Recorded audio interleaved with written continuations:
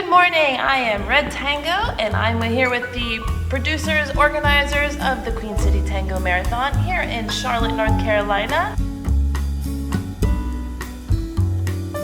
Good morning. Good morning. Thank you for coming. Please tell me a little bit about your tango journey. Well, when Kim and I got married, we went on a cruise that, unbeknownst to us, was a salsa cruise. And Kim had always wanted to take dance classes. So a couple of years after we got married, we started taking dance classes with a friend who was an instructor, and it was just the typical ballroom stuff. One Saturday I could not go, and Kim went by herself, and the instructor says, I want to show you my new favorite dance. She goes, what is that? Argentine tango. And if I remember correctly, her response was, oh, no. I mean, I had this Hollywood version of tango in my mind, the staccato movements and the rose in the mouth kind of thing. And I just could not envision me dancing that dance. Right. So the instructor says, no, please. And he goes, let me show you the basic steps. And then I'm going to show you a few adornos. And then when he turned the music on so that he could then lead me through these movements, it had me at that moment. It called you. It called me. And when I got home and Mark was home from work, that's all I could do was talk about this tango. and I said, Mark, I don't want to learn salsa anymore. I want to learn tango. And he's like, no. my response was, I can't learn what you're wanting me to learn now. I'm going to go back to the pool hall. Because that's where I was good. I could at least I could win money there. So with our next lesson, I went and talked to our instructor and I said, let's show Mark and turn on that music. And so we did. And then Mark was hooked. The music had me hooked. Immediately. As well. So and all then, we have to do then to get new dancers is turn on the music? Or what did he say? Possibly. Well, for me, it was an attraction to the music. But then I also found out that tango is not choreographed. Sure. Which is what I really didn't like about the other dances, is that you do this, then you do this. And I didn't particularly like that aspect of dancing. So, Right. We were hooked, but if someone had told me back then in 2011 that I would eventually build a dance floor, DJ, we would organize an event, I said, you've lost your mind. There's no way I'm doing that. But here we are. Yeah. Isn't it funny how life progresses when you don't expect it? Absolutely. It's a complete change. And it has brought us so many blessings in that we've made such beautiful friendships. It also gives us something to keep active and to look forward to now that we're at home alone. And, the last 2 years has brought me closer with other things that I realized that I was very impassioned to do. So I do have those other things, but always we come back to this thing that we love, which is the music and tango. Because even though I may be out in my garden working, the tango music is playing in the background. Right. And I listen to it all the time. we may stop for a tanda. I'll have my garden gloves on and he'll have his work boots on, and we'll have our tanda, then we go back to the garden. It's weird dancing in my shop. If you think a dance floor is tight, there's hoses and cords on the floor and who knows whatever else that we just manage. We're kicking stuff around. Well, I always say if you're passionate about something, you find room in your life and space in your home for it. So, wherever. I think that's fantastic. I think we found You that. do. And I think you have to truly feel impassioned by every part of it. Because even though putting on an event like this is a lot of work, months of work, and with the pandemic we've had new challenges this year that have also been very different. However, I don't think we would change a thing. So how did you, or why did you, start organizing this event, and how long have you been doing it? Okay. Can I say Go that? ahead. Well, when we were more baby dancers and we would go to Balangas,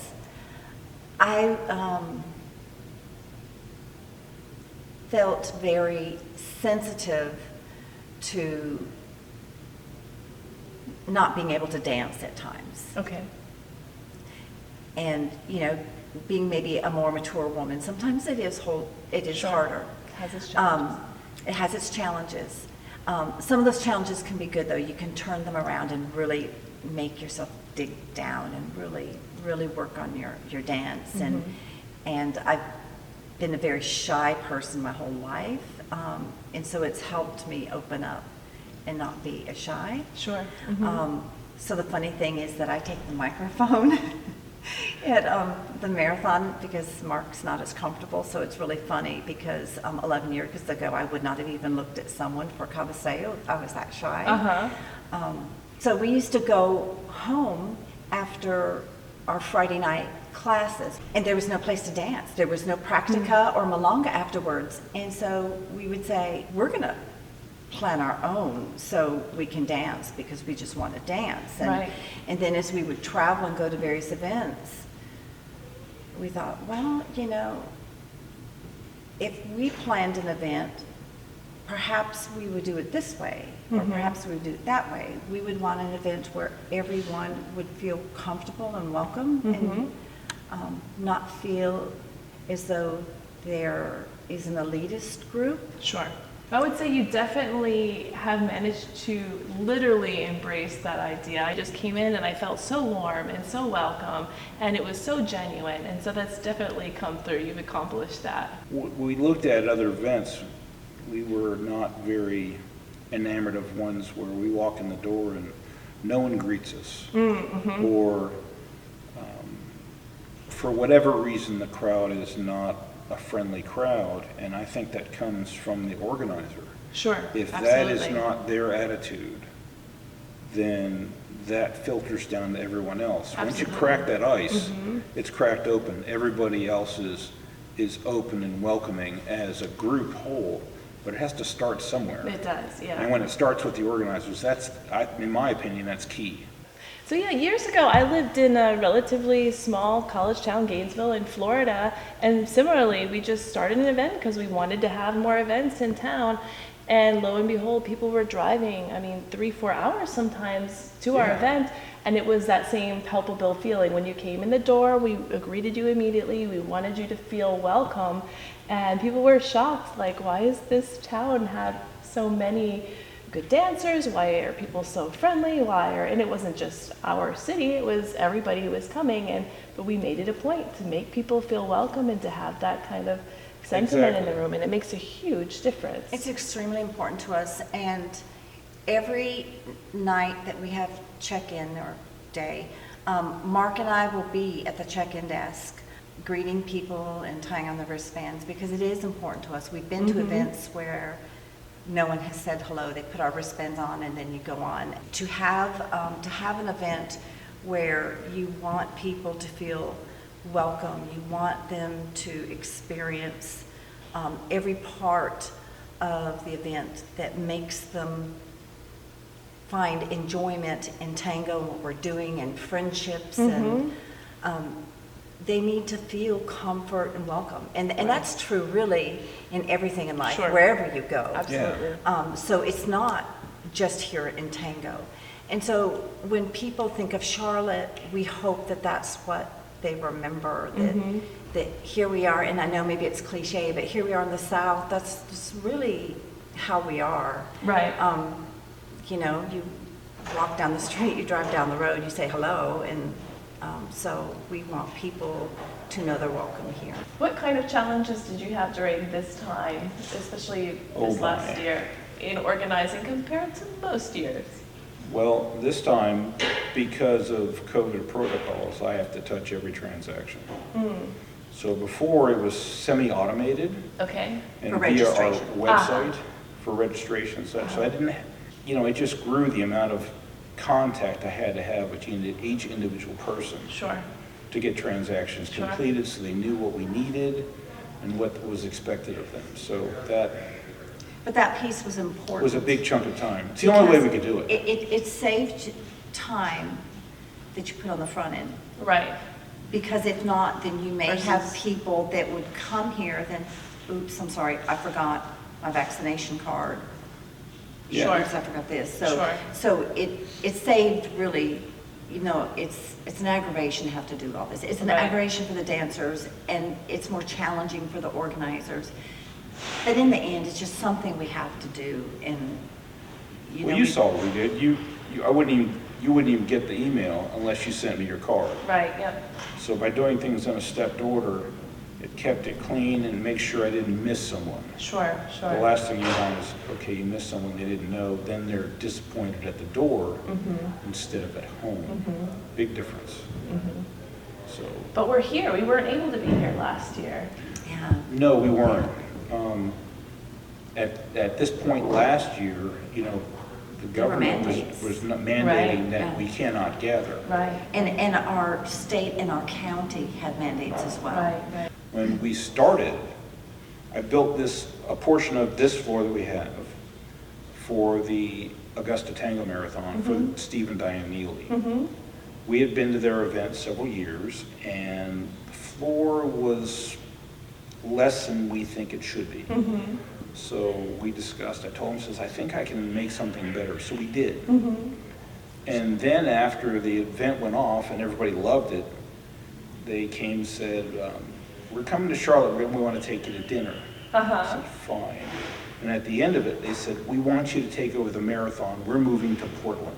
Oh, wow. And I look at Kim, says, and then I said, Steve, but we just built you a brand new floor. It was great, everybody But loved then it. We don't want to, I'm okay with making the floor. It kind of fast forward that vision we Yeah. would always have when we would, drive home on Friday nights after our classes, how we would dream So it about. pushed you a little bit for this to happen. It pushed did. us. It It pushed pushed Yeah. us. It was a little bit of nerves because there is a commitment. You make a Yeah. financial commitment. It was a that's large scary. step from the little Malongas we're doing locally to Sure. this. That's big. Sure, yeah, absolutely. And the Neelys, they had a good sized event. They had a couple hundred people come, down in Augusta. So we talked about it, and I told her, I'm willing to do this if you are, but I won't do it without you. But I think we're a good balance. We are. We both see things in different ways, Absolutely, yeah. which we help balance each other and soften the edges with each other. I have rough edges. I'm helping him with his customer service.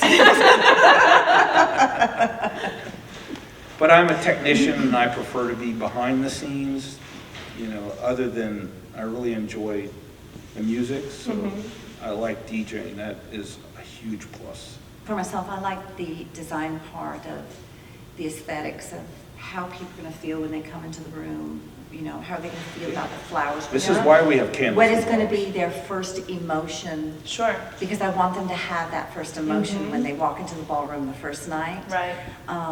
I want them to have a good experience when they come down that hall and they see the vendors and see those products. Because I know I get excited Right. to see the vendors and their products. And this is not all us. We have friends who help. For example, the brooms. Ken brings his sound system. We don't have a sound system. So without other tango dancers and friends that partner with us, this still would be a lot more difficult. Right. And Well, we have- We need them, so Yeah, no, I definitely feel a sense of community here too. it is a Yeah. community. We want people to think of it, this is a tango family reunion. And speaking from that, we have made a point, we call them our sister communities. We make a point to ask a DJ from our sister communities. So for example, Asheville, so Sure. we have Karen Jaffe coming to DJ. Yep. We, of course, Ken Broom with the sound system, he's DJing. And Jay, yeah. Jay Yun. And so, and we've had from other communities as well. So that's important to us because our tango community here is not an island. Right. We travel, we experience each other's communities, and they as well experience our community. And together, that we've helped grow each other's communities Yeah, by absolutely. doing that. Well, thank you for having us. Is there anything else you'd like to add or let people know about yourselves or the Queen City Tango Marathon? Just that we're based in Charlotte, North Carolina. Sometimes we're known as Impulse Tango. Right. So if you're looking for us, you can find us on Facebook. Awesome. Well, thank you for having us all 200 and something this year. Hopefully next year we'll be back to 400 and something or would be more. nice. Yeah, and we'll just keep on with it, right? Yes. Yeah, thank you. This is Sarah Bollinger. It's been another episode of Red Tango.